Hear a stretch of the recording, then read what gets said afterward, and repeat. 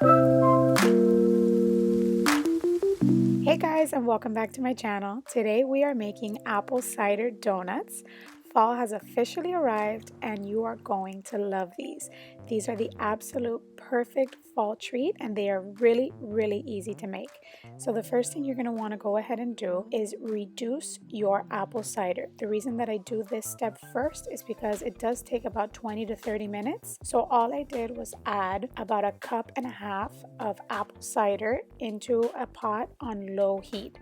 And I just went ahead and gave it a little stir and I brought it to a boil. Once it comes to a boil, you're going to want to go back in and check it about every 3 to 5 minutes until it becomes darker in color and a little bit thicker in consistency. So what you want to do is reduce your cup and a half of cider down to half a cup. So while I was waiting for my apple cider to reduce, I went ahead and mixed together my dry ingredients. And as always, I will leave a list with all of the ingredients and their measurements in the description box below. So all I did was mix together my dry ingredients, which consisted of just some all-purpose flour, some baking soda, baking powder, some ground cinnamon, apple pie spice, some salt, and I just gave it a quick whisk until it was combined. So once my apple cider had reduced down to about half a cup of liquid, I went ahead and turned off the heat and I let it cool for 10 to 15 minutes. So while I waited for my apple cider to cool, I went ahead and started mixing my wet ingredients. So I went ahead and mixed some granulated sugar, some brown sugar, some milk, and an egg at room temperature, some melted butter with a little bit of vanilla extract. I gave it a whisk just till it was combined.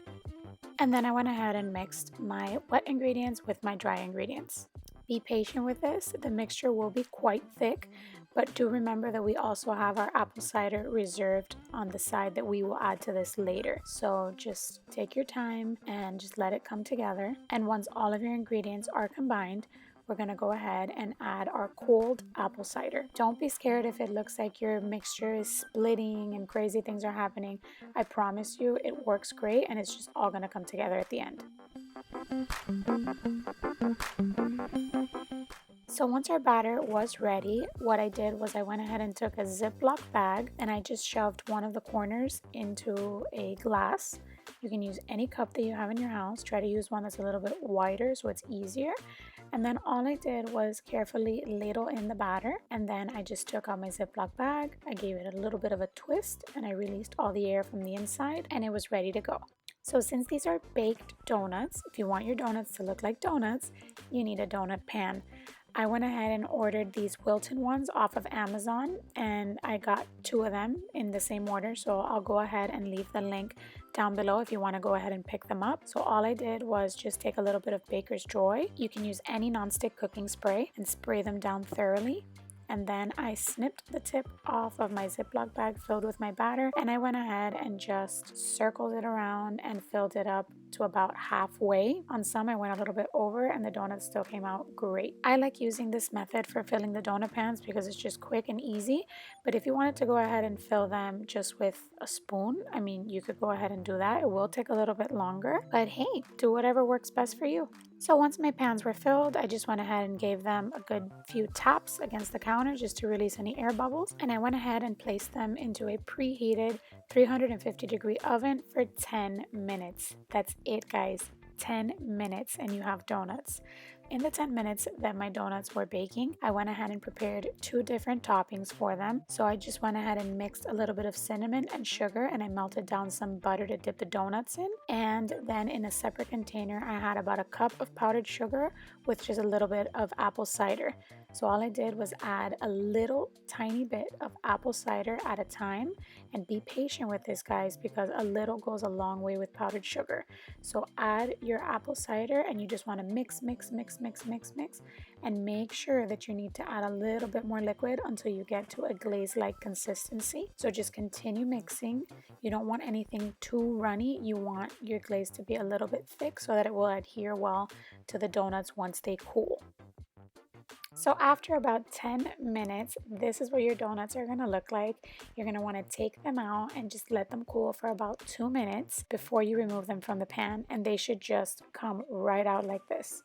So what I did was I just took them out of the pan and I let them cool on a cooling rack, And once my donuts had cooled for about 10 minutes, I went ahead and dipped half of them into my apple cider glaze, and then I set them right back on my cooling rack for the icing to just drip off. What I did was I placed a sheet of aluminum foil under for easy cleanup. If you don't have a cooling rack, go ahead and place these on a plate, on a tray, wherever you are serving them. You don't need a cooling rack. And then I just dipped the other half in the melted butter on both sides and then into the cinnamon sugar. I did also leave my third batch of these just completely unglazed and unsugared, and they were so good either way. And just for reference, if you are using the same donut pans that I used, you will get 3 batches of these donuts with this recipe.